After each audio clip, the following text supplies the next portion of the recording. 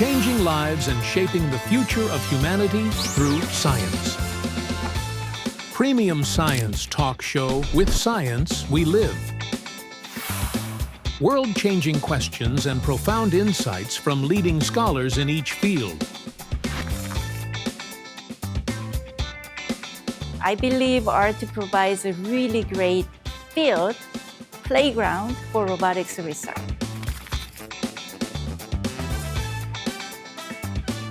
Mathematics, unexpectedly essential for our lives, can be used to make your life healthier and happier.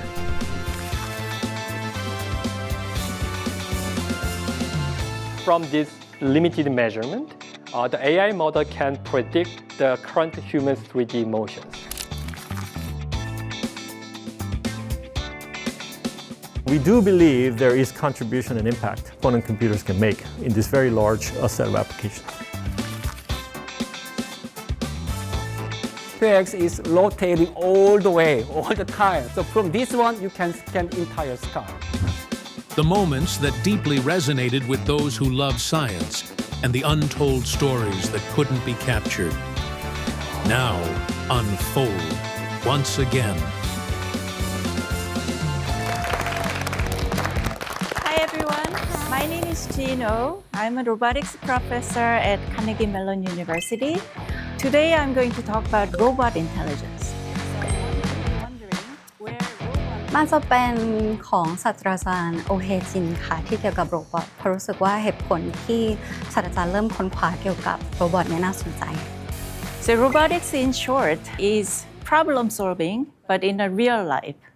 So the real life means it deals with the uncertainty in the environment and in the task and interacting with the humans and everything. So my problem domain, the main domain I used to work are mostly on navigation problems, like ground navigation, aviation, underground. And I recently started using art also as a problem domain. And people may be wondering what the connections are, but essentially these are all the same problems. So I'm going to use the navigation as an example to illustrate the type of uncertainty that the robots have to deal with when working in a real environment. Imagine yourself is a robot and the command is given, so navigate to the car that is behind the building. This is a very difficult problem to you. No, not as human. Yes, for people, it's a very easy problem. And we've been doing this a lot, so it's not that difficult. And in fact, about 85% of people come up with very similar solution. The map includes the overhead shot of the environment, and there is a building, and then people imagine something behind the building. But look at this initial image. That's the only information the robot receives.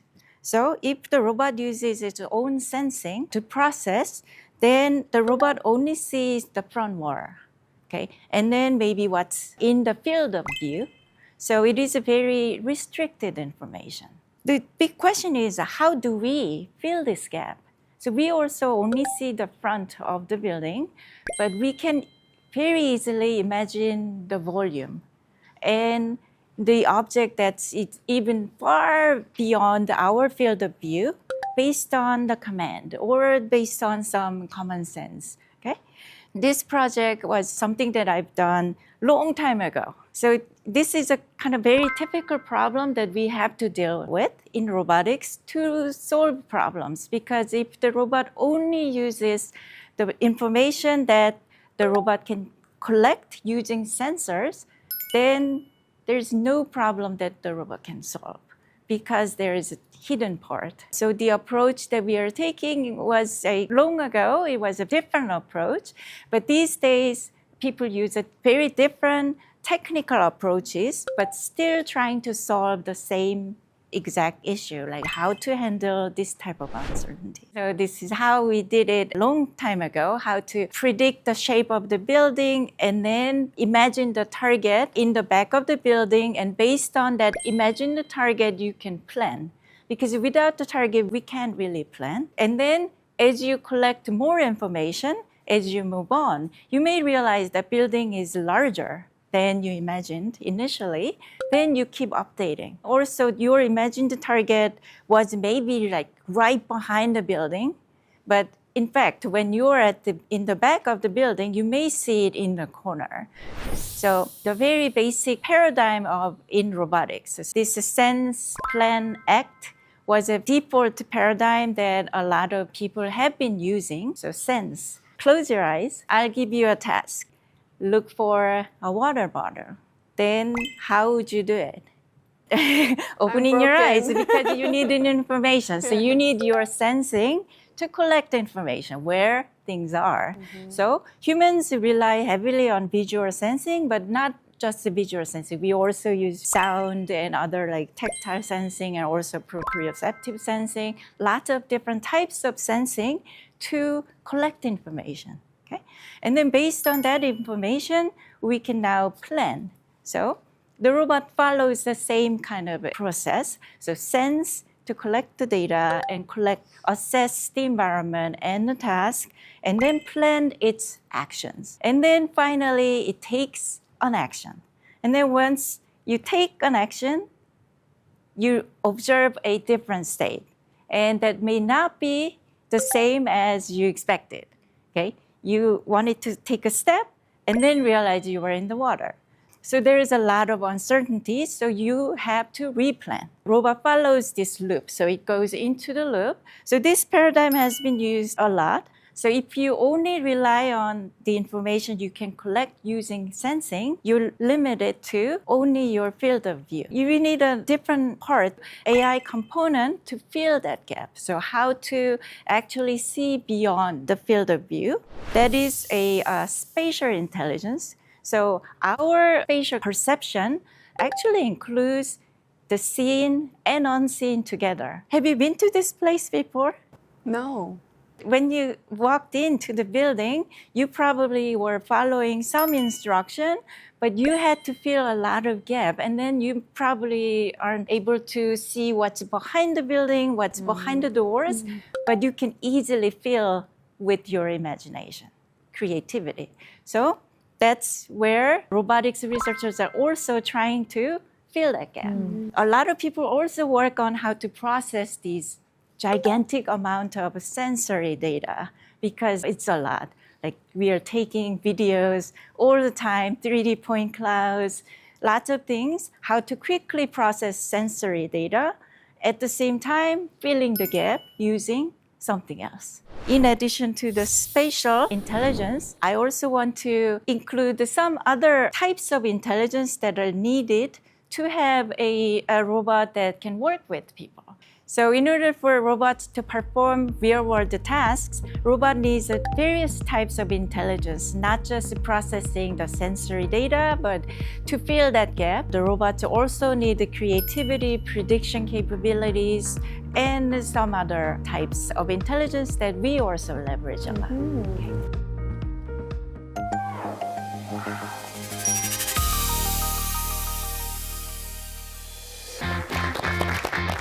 Hello everyone, I'm Jae-kyung Kim from the Department of Mathematical Science at KAIST and Biomedical Mathematics Group at IBS. Personnellement, moi je dirais le cours sur les mathématiques parce que c'était quelque chose que je n'imaginais pas du tout, le fait de pouvoir sauver des vies grâce aux mathématiques et aussi de pouvoir prédire comment va fonctionner mon métabolisme.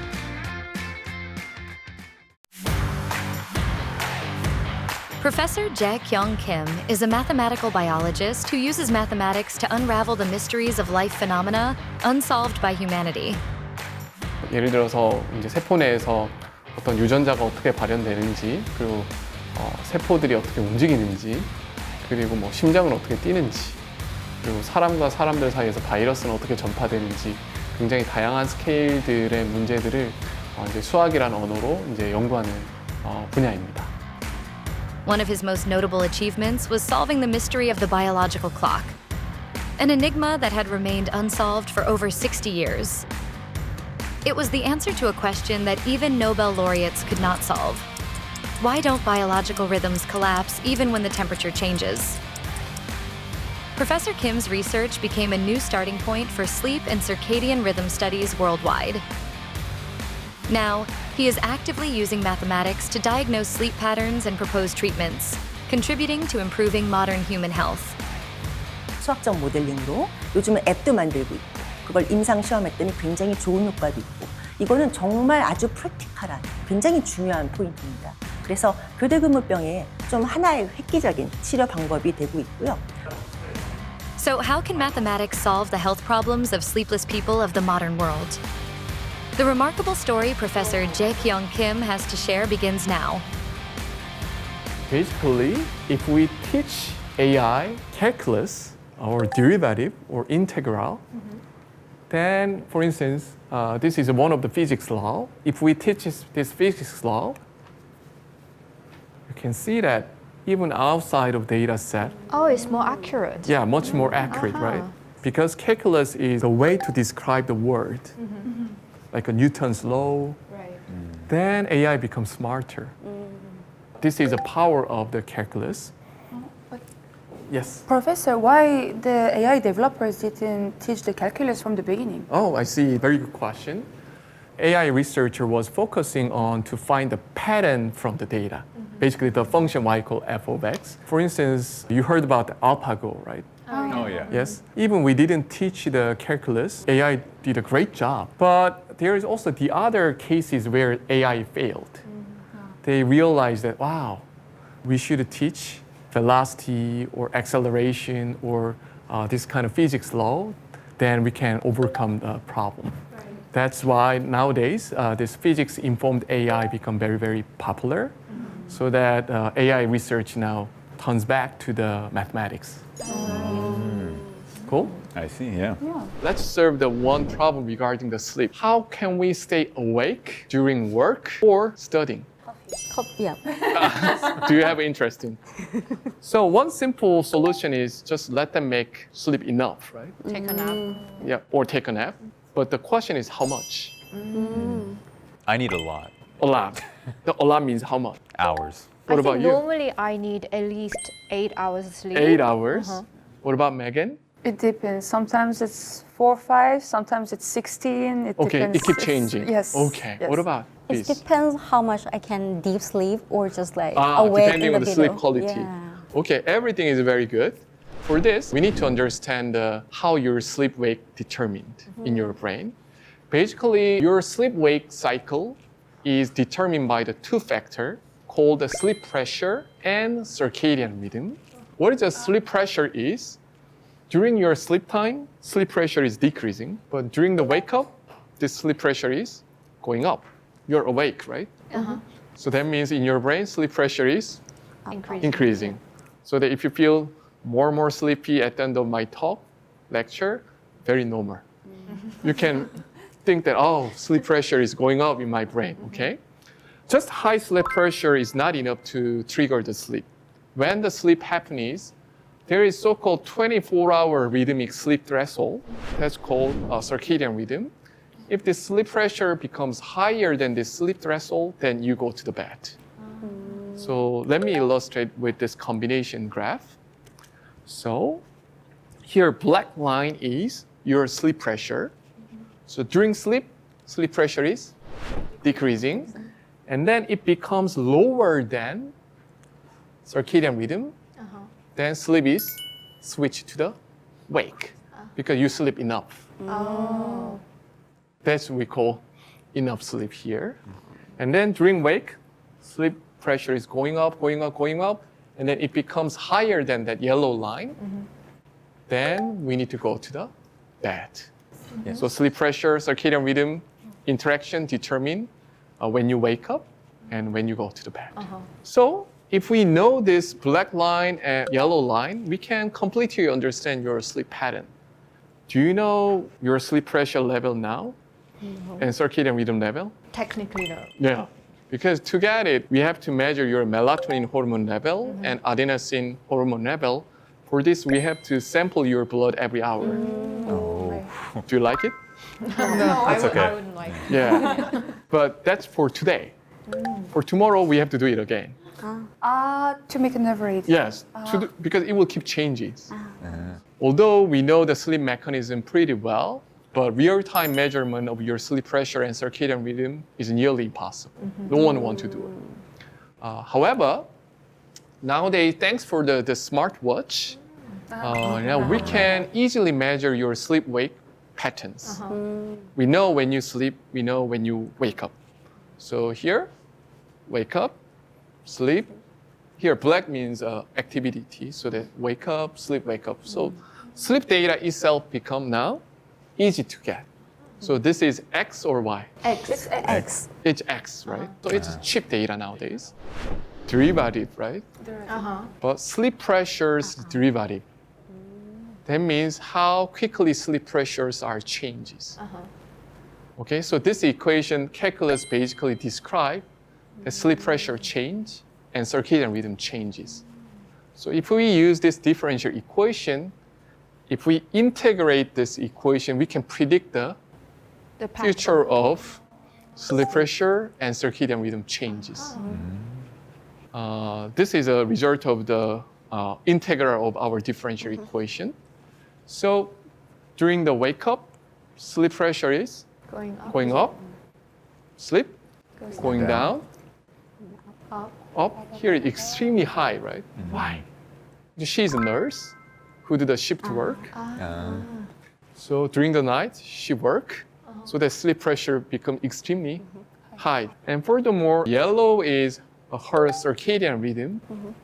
Can you see some pattern here? How this yellow line changes?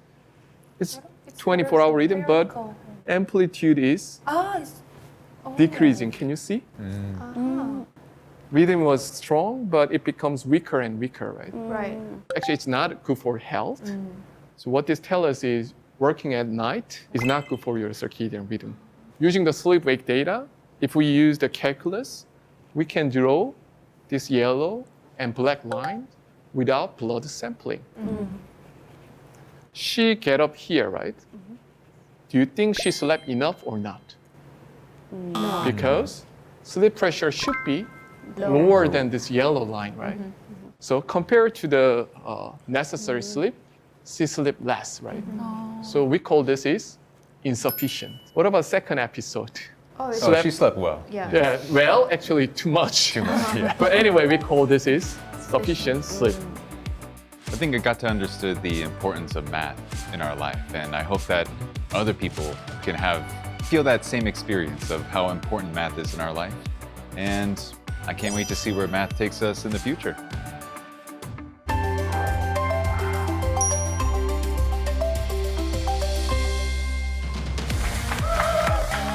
Hello, I'm Hanbyeol Ju, a professor at Seoul National University in the Department of Computer Science and Engineering. And now, let's talk about the future of AI. To be honest, I'm a little worried. I think AI is going to take over all humans. So I'm a little scared. Over the past decade, AI has made remarkable progress. There are three key elements behind its noticeable advancement: massive amounts of data, models capable of learning from that data, and computing technology. At Seoul National University's Visual Computing Lab, these three elements work together. Called Para-Home, this space replicates a real home environment. It collects data on everyday human movement, interactions, and behavior within the surroundings, helping AI learn how to perceive and respond to spaces like a human would. The goal of my research is to collect human-object interaction data set in indoor environments. In our system, we have like 40 number of cameras in it, and those cameras are used to track what our poses are in this environment. And also those cameras are used to track objects in the scene. For example, the pot there and the refrigerator in our environments. Building on the diverse forms of accumulated data, AI is now advancing beyond simply recognizing what a person is doing toward predicting why they are doing it. At Seoul National University, Professor Hanbyeol Ju's team is developing a prediction-based collaborative AI system that can analyze complex human body movements in real time using 3D sensors, predict the next action, and respond proactively. And ultimately, it can even predict what's going on next on humans' behaviors. Then we believe that machine and AI can better assist humans. It can even mimic humans' motions so that it can take over humans' tasks and laborious kind of activities.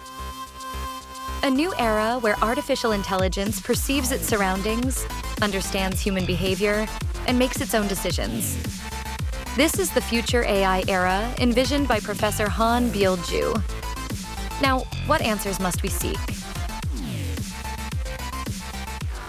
And this is the chart for Google Trend for artificial intelligence. So that is basically telling how many people search for this term, artificial intelligence, on Google over time. So I guess lots of attention of AI happened at least in Korea, where AlphaGo introduced. That was around 2016, right? And you can actually see more steep spark around the end of 2022, where ChatGPT was introduced to the general public.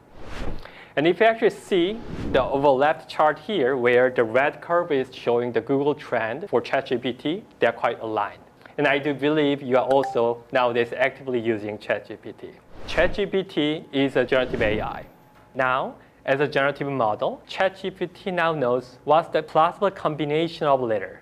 That's how it can generate these plausible sentences like that. So I actually typed some example here with the input like, today I will be giving a talk on generative AI. Can you suggest a few topics I should cover?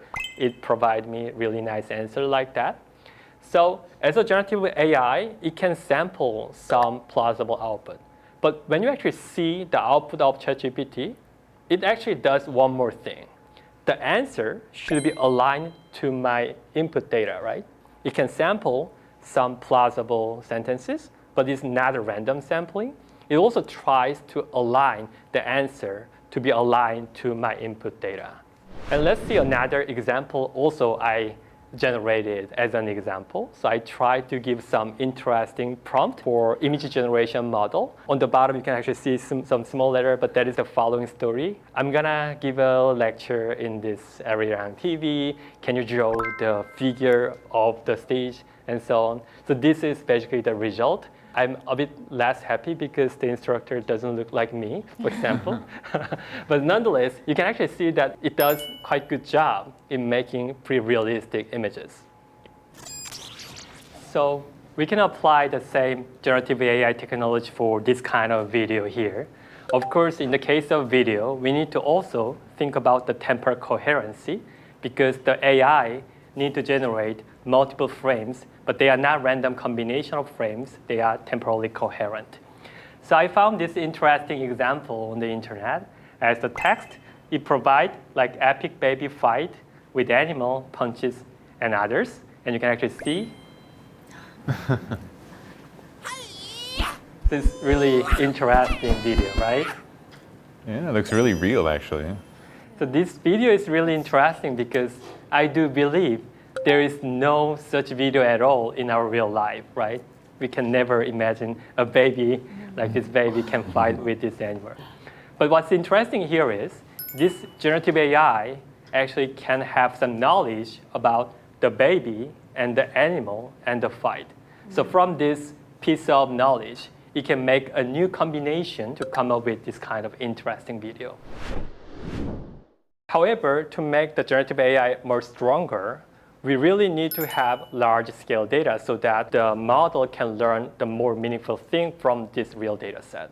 We do have lots of data for languages and images and videos. However, for other domains, such as 3D or human behaviors, we only have some limited amount of data. So as an effort of our lab, we are also trying to collect or scale up this kind of data a lot so that we can teach the machines for better knowledge. Actually, like before, I have no idea about AI, how it's going, but I think it's more important in our life. I mean, AI is surrounding in our life more than I think.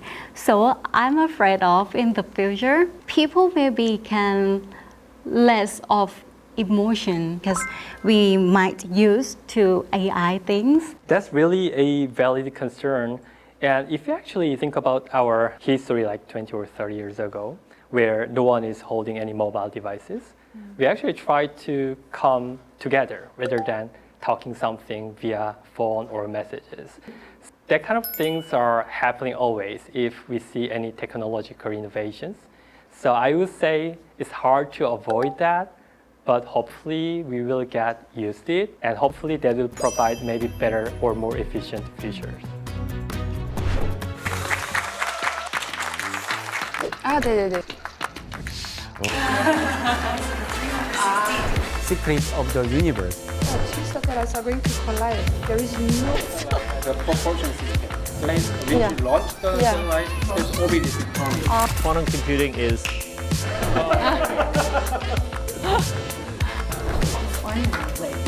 Honestly, yeah. But it was all worth it. Robot intelligence. full math. For how AI The SpaceX quantum computers. 감사합니다.